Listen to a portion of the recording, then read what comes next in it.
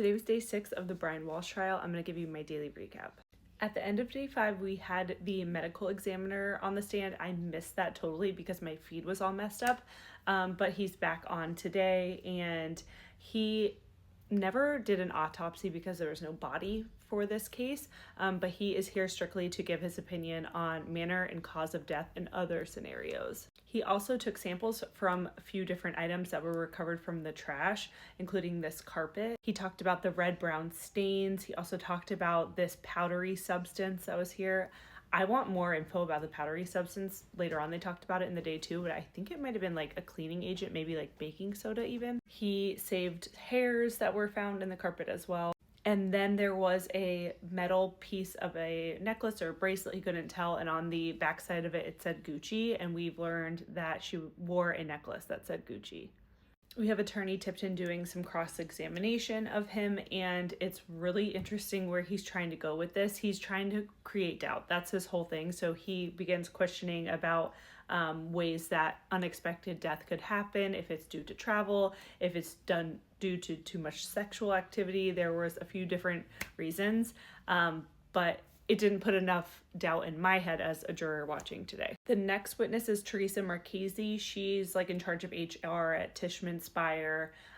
She learned that Anna was missing, and she kind of put some parts in motion for Hugh, I forget his last name, he's coming up as one of the next witnesses, who is like the chief of security, to kind of go out and look for Anna. We did learn that Anna made a $220,000 base salary. She had the potential for bonuses. She had an annual life insurance policy through the company. It was through MetLife, and it was for 2 times her annual salary.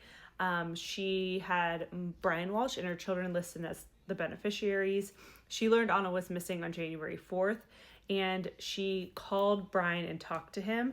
Brian on the phone in one of the conversations says that he had only gone 24 hours without speaking to Anna one other time.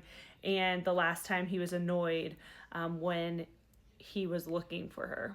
Did I say that right? She was annoyed that he was looking for her. On the 3rd or 4th call, she couldn't remember that she talked to Brian. He had mentioned that his mother was going to hire a private investigator to look for Anna. Eventually, she ends up going to Anna's house. She is only able to get into the garage. She doesn't see anything there. We've already heard what the garage looks like. And then we get into the cross-examination. She is asked about some of the buildings that Anna managed. She managed something in Washington, D.C. called The Crossing. It was about 800 units with retail, and there was a situation where 2 people were arrested by the FBI, and Anna helped work on that. Also, there was the Legionnaire's disease notice. Anna worked on that, and that's really it. We go into the morning break. It appears that I did not take any screenshots, but Hugh Dunleavy is the next witness. He is the one who is in charge of security for Tishman Speyer. He was previously Secret Service, so he has a ton of experience. He says that he went and looked for Anna too, and he knew the last time her building card was used, her email, and her corporate credit card. They do find her car at the crossing. That was one of the buildings that she managed, and they obtained the security camera and saw her car entering the garage, and so it just confirms that she went missing. The next few witnesses are from Brian's escapades going shopping and throwing things in the trash. In Swampscott, he went to Lowe's in a couple locations, so we'll go over that. On January 1st, we have Brian going to Walgreens. The woman from Walgreens testified. He bought some Band-Aids and some antibiotic ointment. It was January 1st at 3:39 p.m. Here he is at the checkout. The next one I thought was interesting. He went to the liquor store that he always goes to in Swampscott, and the guy was like, yeah, I know Brian, he comes in all the time. And you see him arriving on surveillance on January 1st. They were actually closed that day. He gets out of his car. Then you actually see him go to the other side of the building, and he is throwing something in the dumpster there. The next witness is Cade Reed. He's the district asset protection manager at Lowe's. So he goes over the 2 sets of surveillance footage from the 2 trips that Brian Walshe made to Lowe's. He went to the one in Danvers first, I believe, and then he went to Weymouth on the 4th.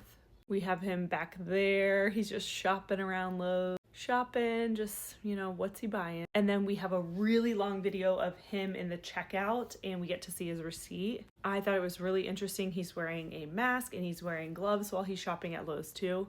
It appears that he bought a bunch of buckets, he bought a mop, he bought rags, a Tyvek suit, I think it was. Here is another angle of him from the self-checkout camera. And then we see the full receipt of everything that he bought. He got the hammer here, the utility knife. Like, what is the employee thinking when he sees all this? Clorox, all kinds of stuff. It came to about $400 something. He had $500 in cash is how he paid here. The next trip to Lowe's, he actually brings his son with him. They blurred him out.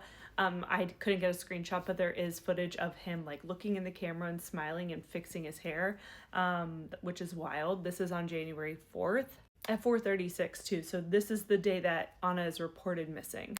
Here's another angle of him from the self-checkout camera. It appears he was buying a trash can here. Also at this time, he paid cash. The next witness works at CVS. Her name's Jamie Flint.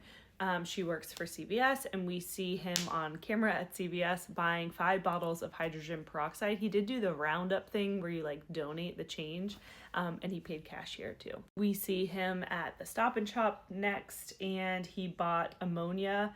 We see the remote. He paid in cash there too. This was the Stop and Shop in Swampscott. For the remainder of the day, we have the forensic scientist Matthew Sheehan on the stand, and he goes through all of the evidence. All of the photos of the evidence are admitted, and it's very lengthy and tedious, but these are some of the first images that we're really getting of like the potential murder weapons. He reported to the house on January 8th under the search warrant, and one of the first things he finds is a knife and bottles of hydrogen peroxide above the refrigerator. Those were all tested. The knife tested positive for blood.